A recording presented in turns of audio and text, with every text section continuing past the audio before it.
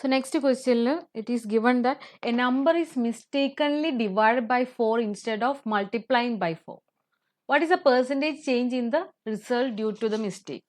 So ഈ mistake കാരണം റിസൾട്ടിൽ വരുന്ന എത്ര പെർസെൻറ്റേജ് ആണ് ചേഞ്ച് വരുന്നതെന്നാണ് നമുക്ക് കണ്ടുപിടിക്കേണ്ടത്.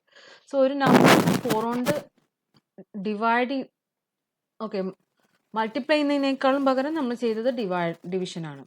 സോ നമുക്ക് നമ്പറിനെ നമുക്ക് പെർസെൻറ്റേജ് ആണ് നമുക്ക് കണ്ടുപിടിക്കേണ്ടത്. സോ നമുക്ക് ആ നമ്പറിനെ 100 ആയിട്ട് എടുക്കാം.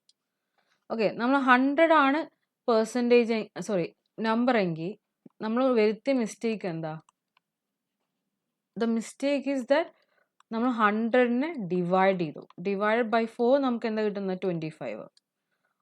ഇനി ആക്ച്വൽ റിസൾട്ട് അല്ലെങ്കിൽ നമുക്ക് ശരിക്കും ചെയ്യേണ്ട ഓപ്പറേഷൻ എന്തായിരുന്നു?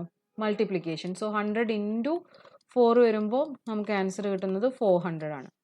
ഇനി എററിൻ്റെ പെർസെൻറ്റേജ് ഓഫ് എറർ കണ്ടുപിടിക്കാൻ mistake minus the actual result divide by actual result into 100. ഇതാണ് നമ്മൾ ചെയ്യേണ്ടത്. Mistake minus actual result. So mistake എന്ന് പറയുന്നത് നമ്മൾ 25 ആണ്. ആക്ച്വലി നമുക്ക് വേണ്ടത് 400. Divide by the actual result, അതായത് 400 ഇൻറ്റു 100.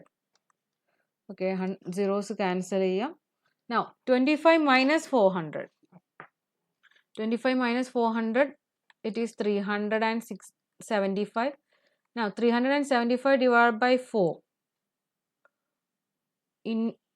നമുക്ക് കിട്ടുന്നത് 93. ഓക്കെ, 93.5 ആണ് കിട്ടുന്നത്. മൈനസ് 93.5 ആണ് കിട്ടുന്നത്. പക്ഷെ സ്റ്റിൽ നമുക്കിവിടെ മൈനസ് എടുക്കേണ്ട ആവശ്യമില്ല. പെർസെൻറ്റേജ് ചേഞ്ച് ആണ് ചോദിക്കുന്നത്.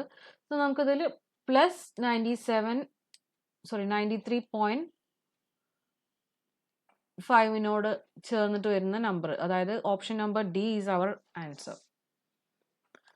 So 93.75 is our answer.